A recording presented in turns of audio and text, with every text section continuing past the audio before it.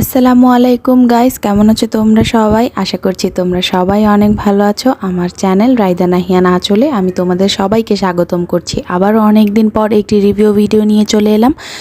ইতিমধ্যে তোমরা বুঝেই গেছো যে আমি সানমাস্ক সানস্ক্রিনটি নিয়ে আজকে রিভিউ করব।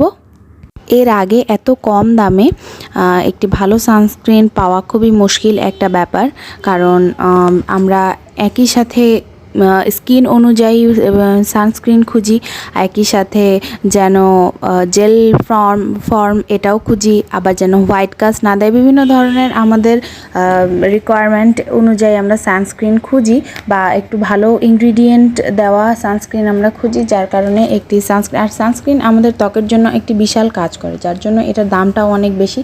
আর উপাদান অনুযায়ী প্রোডাক্টের দাম বেশি। বাট স্কয়ার ফার্মাসিউটিক্যালস মাত্র 250 টাকায় একটি সানস্ক্রিন নিয়ে এসেছে। কেন এটার দাম এত কম আর এটা আদৌ কি কাজ করে কিনা চলো দেখে নেওয়া যাক।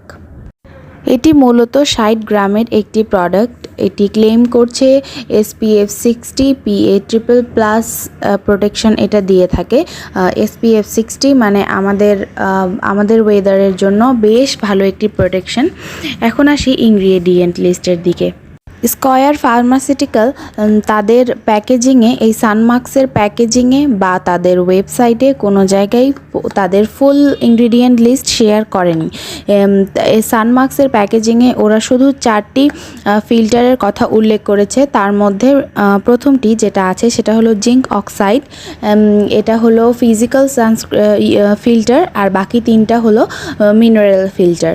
তো ওরা পুরা এটা ভালো হবে কি না, কোন স্কিনের জন্য এটা বেশি ভালো হবে, কোন স্কিনের জন্য এটা ভালো হবে না, সেটা জানার জন্য আসলে ফুল ইনগ্রিডিয়েন্ট লিস্টটা না থাকলে এটা কোনোভাবেই বলা সম্ভব না।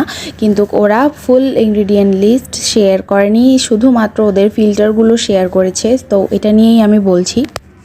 এখানে প্রথমেই যে ইনগ্রিডিয়েন্টটি ইউজ করা হয়েছে বা যেই ফিল্টারটি ইউজ করা হয়েছে এটা হলো বহুল প্রচলিত আর এবং অনেক ভালো একটি ফিল্টার, যেটা হলো জিঙ্ক অক্সাইড, যেটা হলো ফিজিক্যাল একটি ফিল্টার, যেটা আমাদের স্কিনে একটি ঢালের মতো কাজ করে। এটা স্কিনের উপর ইউজ করার ফলে সূর্যের অতি বেগুনি রশ্মি ডিরেক্ট আমাদের স্কিনের ভিতরে ঢুকতে পারে না।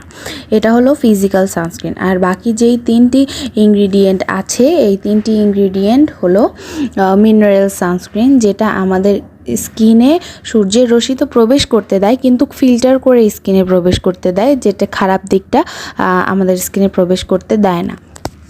বাট এখানে শেষের যেই 2টি ইনগ্রিডিয়েন্ট অক্টিনোক্সেট এবং অ্যানজাকামিন, এই 2টি মিনারেল ফিল্টার অনেক সময় অনেকের সেন্সিটিভ স্কিনকে আরও বেশি সেন্সিটিভ করে দিতে পারে।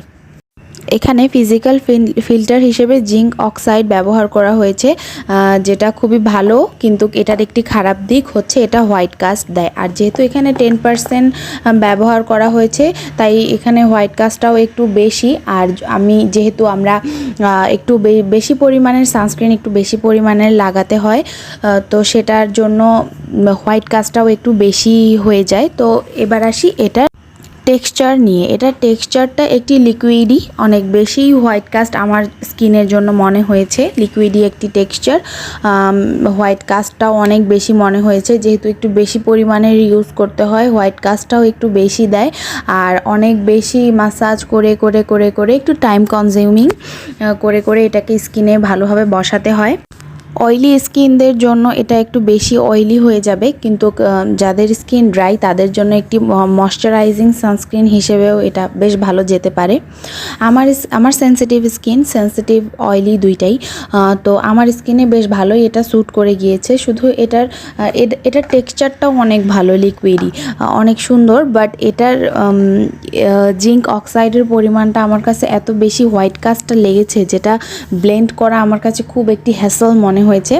যাই হোক, সর্বোপরি অনেক কম দামের মধ্যে একটি ভালো সানস্ক্রিন, এবং সবচেয়ে বড় কথা এটি আমার স্কিনে স্যুট করে গিয়েছে। কিন্তু সবার স্কিনে এটি স্যুট করবে কিনা সেটা খুবই বলা মুশকিল, কারণ এটির পুরো ইনগ্রিডিয়েন্ট লিস্টটা শেয়ার করা হয়নি। এটার স্মেলও সেরকম নাই যে এটাতে সমস্যা হতে পারে।